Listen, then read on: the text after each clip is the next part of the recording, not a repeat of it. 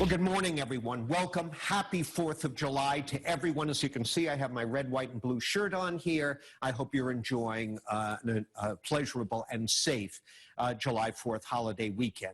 Of course, when we celebrate our independence and our country and the freedoms we enjoy here, one of the most crucial of those freedoms is the right to free speech as guaranteed by the First Amendment to the Constitution. And here to talk about sort of the state of the First Amendment and other journalistic topics is our old pal, my former partner in crime at the late lamented Boston Phoenix, Northeastern University journalism professor, Dan Kennedy. Dan, happy 4th and welcome.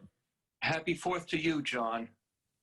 Good to see you. So every year around this time, for nearly a quarter century, it started back at the good old Boston Phoenix.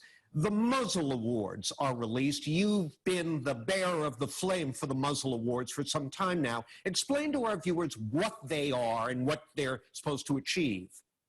Well, as you said, this started 23 years ago at the Phoenix, and the idea is to shine a light on enemies of the First Amendment in New England. And we do it right around the 4th of July every year because what could be more patriotic than freedom of speech? So what it is, and I urge people to go online and look at it, how can they do that, Dan?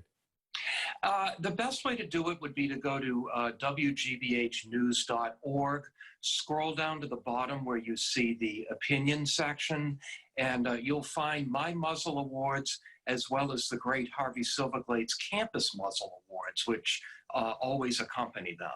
Okay, so on your list, not uncommonly, looking back at past lists here, government agencies dominate the list. You have Governor Baker on there for an effort by his administration to deny access to vital records, birth certificates, death certificates, and so forth. You have assorted police agencies on there and school administrators. That's sort of a classic area of tension over the First Amendment. What are you seeing generally, and are things getting better, worse, or pretty much the same as they've always been? You know, I think that I would say that things were bad 23 years ago, and here we are in 2020, and things seem to be bad in roughly the same way that they've always been.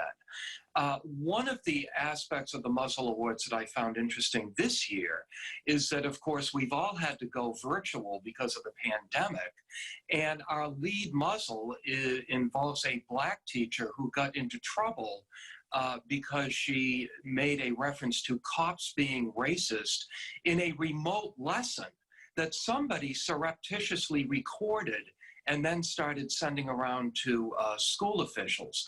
So it's kind of the same as it ever was, but that offers a technological new twist on things. People, I don't think, always understand that the First Amendment doesn't mean you can just say anything you want to about anything or about anyone and be spared the consequences of that. Explain briefly, if you would.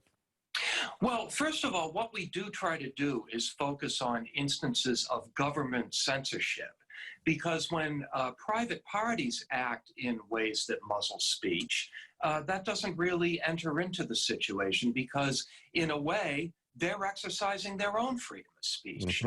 But when, as you said, Governor Baker tries to cut off access to records, when you have the town council in Exeter, Rhode Island, passing an ordinance saying that people who come before local boards must act with decorum, those are really examples of the heavy hand of the government coming down on people in a way that is probably unconstitutional and at the very least goes against the spirit of the First Amendment.